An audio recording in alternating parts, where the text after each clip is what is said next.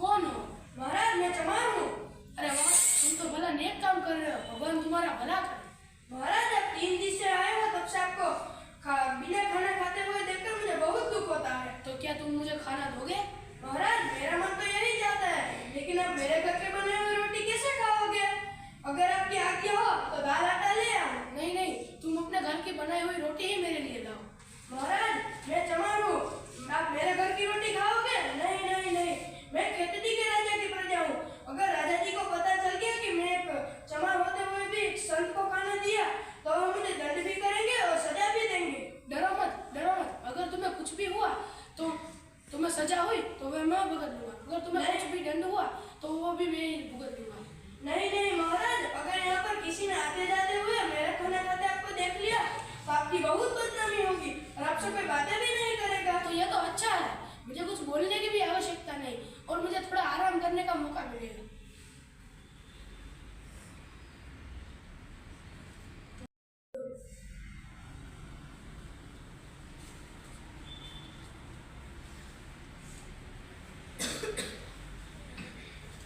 आओ भाई, तुम भी मेरे साथ बैठो, हम दोनों साथ में ही खाएंगे। आओ बैठो। अरे घबराओ मत, आओ मेरे पास में ही बैठो। तुम तो मेरे लिए भगवान के भेजे हुए दूत हो। आओ बैठो, हम दोनों साथ में ही खाना शुरू करते हैं।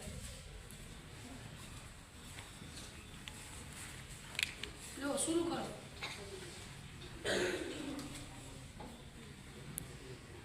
अरे वाह वाह, क्या स्वाद है। ये रोटी कैसे बनाई है वो मैं बयां ही नहीं कर सकता। ये रोटी कैसे बनी है वो मैं बयां नहीं कर सकता। तुमने ये रोटी बनाई है, इससे मेरी ममता की याद आने लगी। भगवान तुम्हारा भला करे। महाराज आप सचमुच महान हो, आज तक मेरे से ऐसी बातें किसने नहीं की। अरे भाई बस बस बस बस करो, तुम तो मेरे से भी ज्यादा महान हो। जो लोग दूसरों को भला चाहते हैं वो लोग सबसे महान होते हैं। तुम तो मेरे से भी ज्यादा महान हो, याद रखना। महाराज मैं तो आपके दर्शन करके धन्य हो गया। अरे भाई क्या कर रहे हो, मत छुओ उसे। महाराज यह चमार है और महाराज आपने ये क्या किया? ये चमार है, आपने इसके हाथों का खाना खाया। तो क्या हुआ? इसका छुआ हुआ नहीं, इसके हाथों का बनाया हुआ खाना है। महाराज आपने जानबूझ के इसका हाथों का बनाया हुआ खाना खाया। तो क्या हुआ? मैं तो यहाँ पे 3 दिनों और रातों से तुमने मुझे बुलाया है। मैंने तुम्हारे साथ कितने सारी धर्म चर्चाएं की। तुम लोगों ने मेरे पास से कितना सारा ज्ञान लिया और तुम लोगों ने मैंने कुछ खाया कि नहीं, मैंने कुछ पिया कि नहीं, तुम लोगों ने किसी ने सोचा?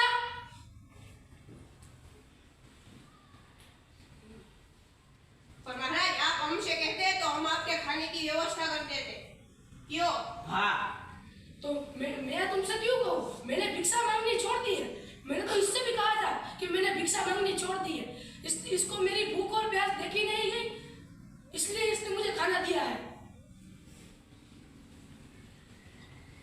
सावधान, राजा नरेश पधार रहे हैं। प्रणाम स्वामी जी। प्रणाम नरेश, उठो उठो। ये क्या स्वामी जी, हमने सुना है कि आप 3 दिन से यहाँ स्टेशन पर रह रहे हो, आपको कितनी असुविधाएं हुई होगी, कृपा करके ये जल्द रहना। नहीं नहीं, मैंने अभी ही स्वादिष्ट खाना खाया है। अरे वाह, आपको किसने खाना दिया? महाराज जी माफ कर दीजिए, मुझसे भूल हो गई, अब से ऐसे भूल कभी भी नहीं होगी। ये कौन है और इसने क्या गलती की? महाराज यह चमार है और ये यही स्टेशन पे काम करता है। महाराज इसने स्वामी जी को अपने हाथों से खाना खिलाया। शिव शिव शिव शिव। इसको दंड मिलना चाहिए।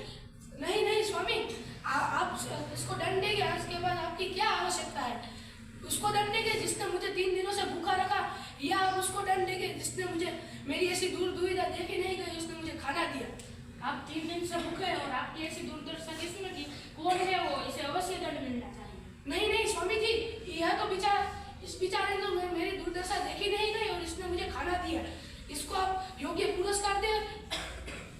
मैं आपकी बात से सहमत हूँ, आप इसे योग्य पुरस्कार दिया जाए और आज से तुम यह स्टेशन पर नहीं बल्कि राज दरबार में काम करो। अरे भाई तुम मेरी एक बात सुनो कि कभी भी अपने को छोटा मत समझो, क्योंकि तुम अपने खुद को छोटा समझोगे तो पूरी दुनिया समाज तुमको छोटा समझेगा। तुम्हारा काम कोई कोई छोटा नहीं है, तुम्हारा काम तो बहुत बड़ा है, क्योंकि तुम जब हमारा चंपल नहीं बनाओगे